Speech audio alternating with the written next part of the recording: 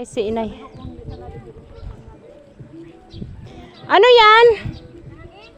Ano yung dala nyo? Ay, nangagin? Saan po siya nangagin? Santos Tina?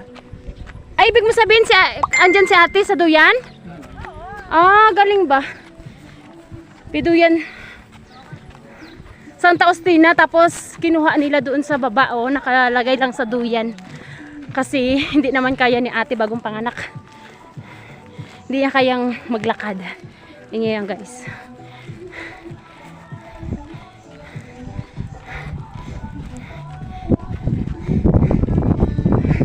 Tingnan yan si Sir Ricky, oh. Sir Ricky? Kaya pa ba?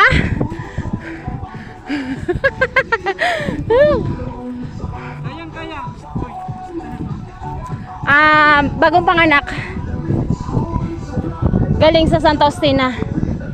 Nilagay na nila sa duyan kasi di kaya maglakad bagong panganak. Hindi kasi biniglakan dyan. Di kaya mabibinat siya. Let's go. Yes.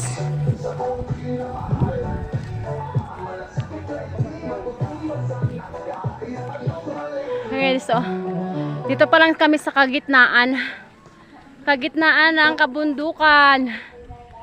Oh. Ito talaga si Sir, pisa lang kami sa kabundukan eh.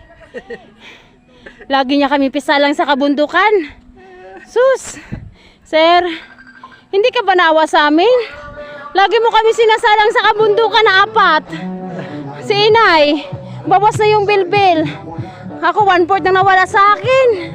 Pinaghirapan. Sir, may awa ka pa ba sa amin? Ayoko na, sir, umulit. Ayoko na. Ayoko na umulit. Nay, ulit pa kahit saan laban. Ulit ka pa kahit saan laban? Ako hindi na. Ayoko na. Isayaw ko pa. Ayoko na umaray. Nay, isa ko pa. Ayoko na umaray. Sasayaw ko lang sa Kilik-kilik ko sa mag. Nay, sasayaw ko na lang. Mabango pa rin. Uy, Diyos ko. Grabe, naihi na pati ako.